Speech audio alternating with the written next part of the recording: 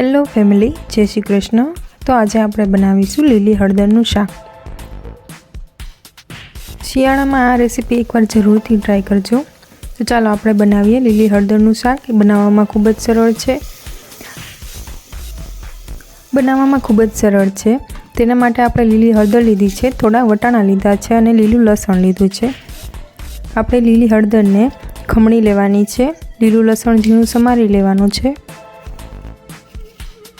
હવે આપણે લીલી હળદરને ખમણી લેવાની છે।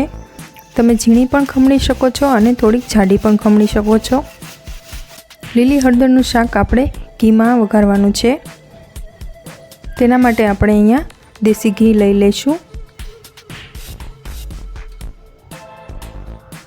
ઘી ગરમ થઈ જાય પછી આપણે તેમાં હળદરને સાતળવાની છે।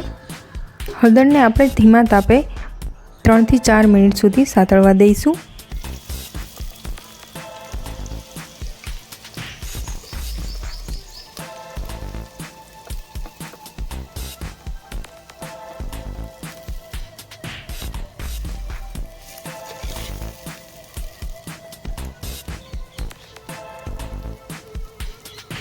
હવે આપણે તેમાં મીઠું નાખી દઈશું।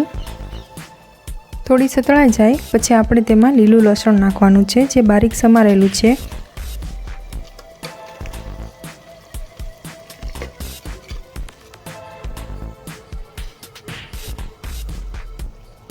લીલું લસણ નાખી દઈશું।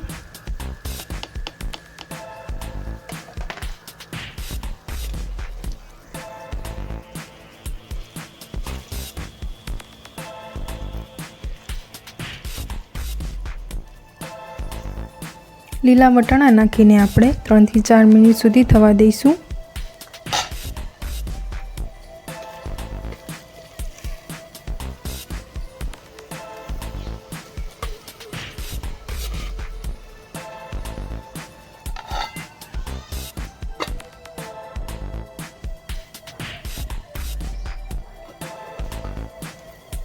જોઈ શકો છો લીલા વટાણા ચડી ગયા છે અને હળદર પણ સતળાઈ ગઈ છે સારી રીતે। હવે આપણે તેમાં મસાલા એડ કરીશું। ધાણા જીરું પાવડર લીધો છે અને લાલ મરચું પાવડર લીધું છે। આપણે અહીંયા બીજા કોઈ મસાલા નથી યુઝ કરવાના।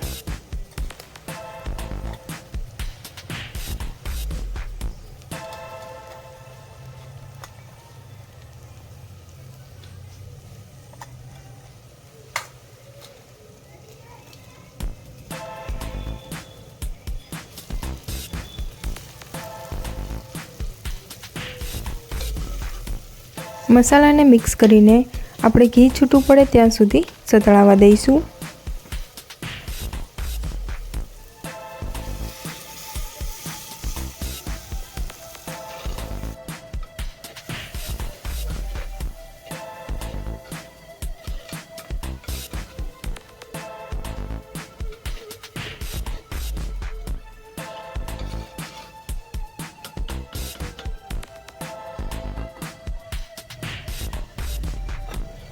જોઈ શકો છો મસાલા સરસ સતળાઈ ગયા છે।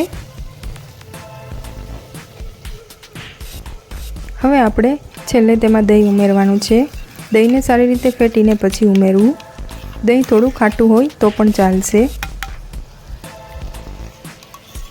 લીલી હળદરના શાકમાં દહીં ઉમેરશો તો જ શાક સરસ બનશે।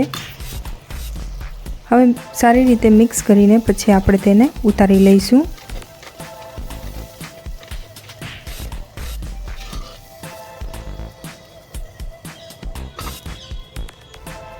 જોઈ શકો છો ઘી છૂટું પડી ગયું છે। હવે આપણે તેને ઉતારી લઈશું।